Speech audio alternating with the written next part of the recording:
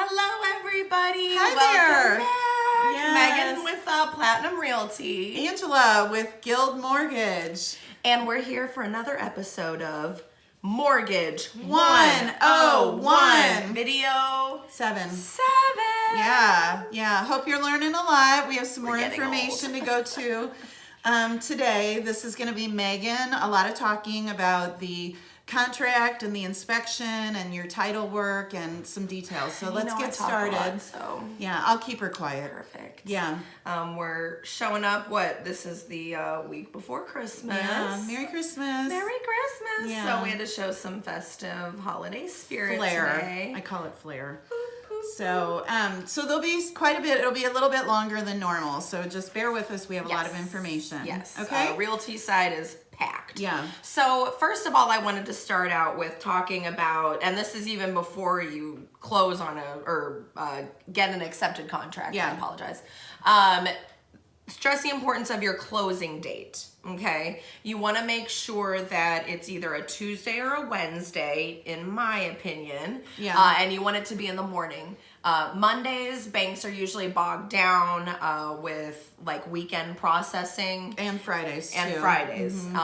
And it's just, those days are just easier for them to move money quickly. So. And your loan officer will be at your closing. I always go to Megan's closing, so I'm there to walk you through the closing documents, which I will do because that's all your financials. So be sure that you give it a good time so you're not backed up with bank funding and so forth. Yeah. Okay. I would say if you've heard of a lender not going to closing, probably not the lender for you. So what else we wanted to talk about before we get started is the importance of referral relationships in this business. Megan and I are referral partners. You're going to be hearing about a lot of things that you need to shop for in this video. Please rely on your agent and your loan officer to make those referrals with professional partners that we have to do those services for you. And I will say, of course, if you already work with, certain companies that do what we need to do, by all means, please use them. Yeah, shop around. But a lot of people, especially buying their first home, just have no idea. Yeah. And that's where, we really come in and our referral partnerships really shine. Okay. So, Megan, we haven't talked about timeline too much, but the closing date, the 30 days. So what goes on and what money moves around at that point? Oh my goodness. It is like a heyday of things. It's just like this ball that keeps going, this snowball. So first, the earnest money. As we stated a couple videos back, it is, anywhere between like $500 to 10% of the purchase price of the home. You need to either submit that with the contract or within 3 days of the contract being accepted. Yeah. Okay. It makes you serious that you want this property, yes, right? And your realtor will send that in to the title company who holds it until closing date. Yeah. And then it goes into your transaction. Yes. And then that brings us to that first 10 days once the contract is accepted. So say if it's accepted on, Wednesday the 15th, your first day will be Thursday the 16th. And 10 days. I have a question. Does that include business days only, or is that weekends included? No, that is days. Okay, that's important because sometimes you think business days, but this is an actual, the clock starts ticking on 10 days, calendar. Exactly. Okay. So within that first 10 days, you need to do inspections and you need to get title ordered. Yeah. And so you've got a lot of things, a lot of moving parts here. So inspections, title, and insurance. Yes. Okay. So, and these inspection, title, and insurance are what you want to do your research on to find the best fit. You can either use our partners or you can shop on your own. So these are 3 services that you as the buyer can take care of on your own if you want. Absolutely. Okay, so what does inspection mean? So inspection is when a company comes in, does a general building inspection to make sure the safety and soundness of the home.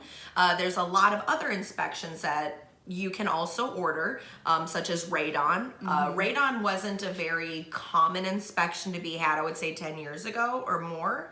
But what they do is they come in and go to the bottommost part of the house. So that could be the basement, could be if it's just a slab, it just in the house.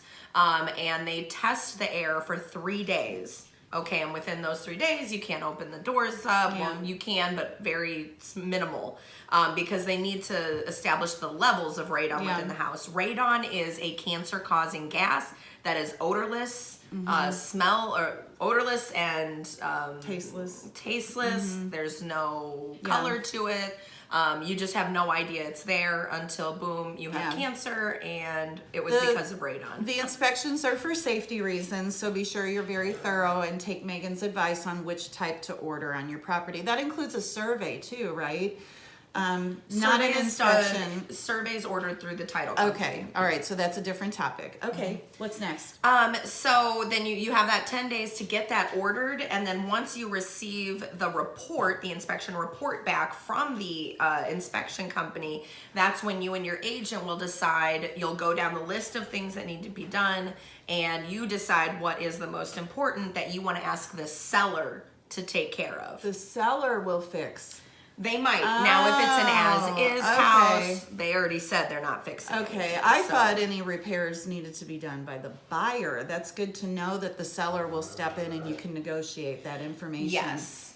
Okay. And once you send that inspection notice in to the sellers, that's when you start another 10-day period of negotiations. So you may ask for a certain thing, but they might not agree to fix it. So it's all... I have a question. Yeah. Do those repairs have to be done by closing date? They do. They do. Okay, there you go. They do. And I'll actually talk about that a little later. All right, but, so we've got the inspection ordered. You've either used your agent or shopped. Okay, so then what?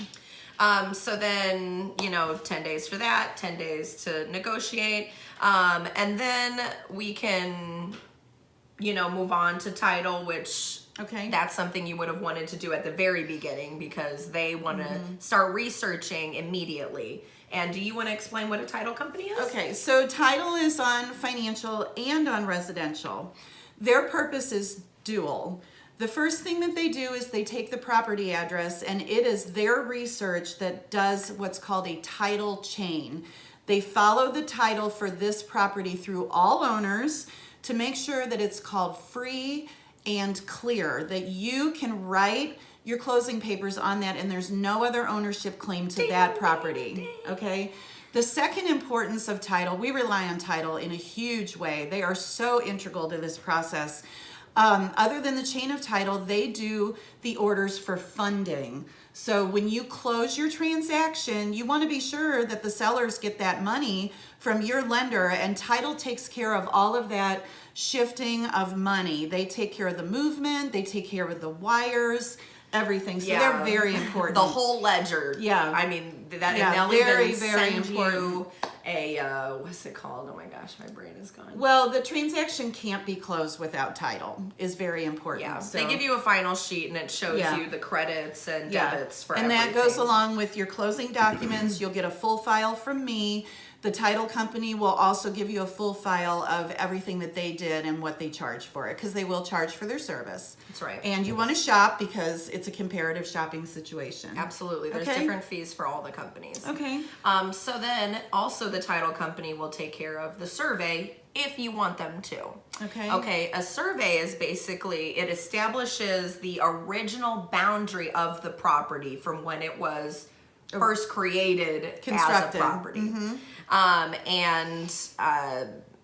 Typically what I've been through with my buyers is if there's already a fence up, they just waive it. There's already a fence. So unless, the boundary is like way bigger than what the fence is or, way smaller. It puts you in relation to the other properties. It gives you a red line boundary of your particular plat that you are purchasing. So that way, if there are any discrepancies or disagreements about property lines, fences, trees hanging over, things like that, you can rely on that information. It is pretty important. Definitely if you're having issues with your neighbors but not and required. Stuff coming over. The inspection is required, title and insurance are required, but a survey is not. That's right. Okay. Exactly. All right, so what's next? And then you want to schedule your final walkthrough. Okay, and this can be anywhere from 3 to 7 days before closing. And this is when you're going to walk through once again like you did during your showing. And just to make sure all of the fixes that you asked for during the inspection period have been fixed and or remedied by the seller. If they haven't, then you want to make sure your agent gets in touch with their agent and say, hey, this wasn't done. This needs to be done. I've even been in situations where they weren't even done. We went through our walkthrough. Things weren't done. I communicated that. They said, okay, no problem.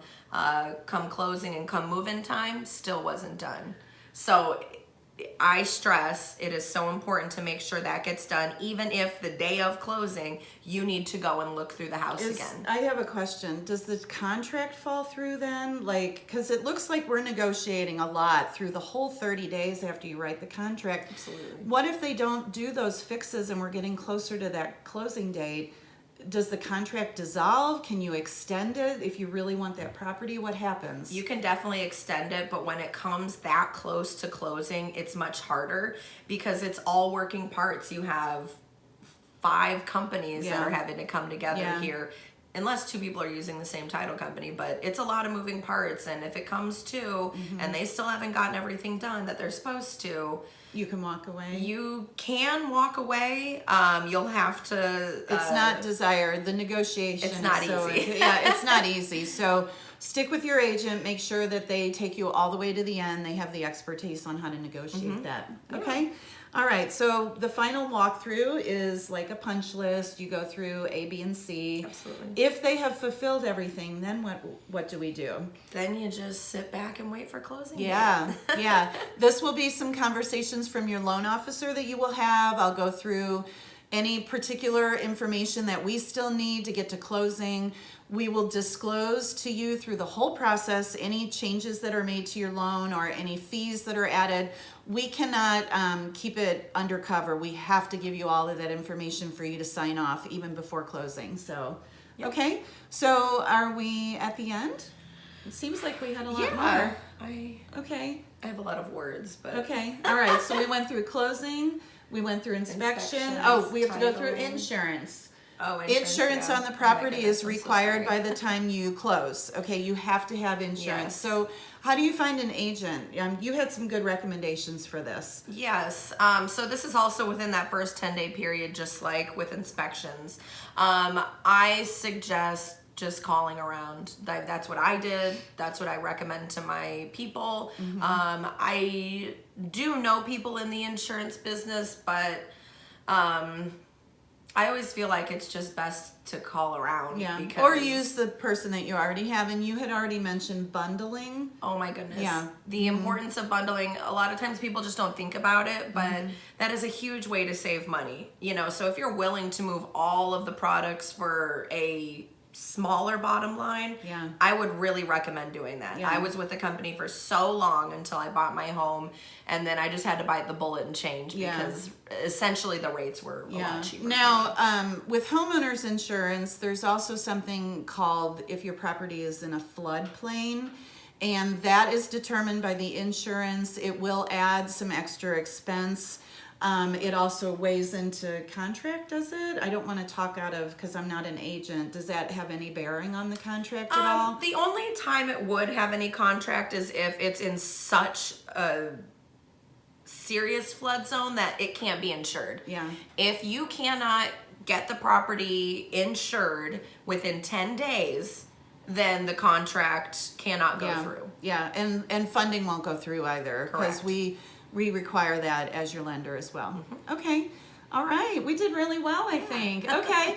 All right. Well, this is what we have right now. Sorry about the longer video. We had a lot to cover. So Merry Christmas to you. Like and subscribe and share, please, with your friends. So yeah, we will see you next Thursday, right? Yes, ma'am. Okay. All right. Thank you so much. Merry Christmas. Bye. All right. Bye-bye.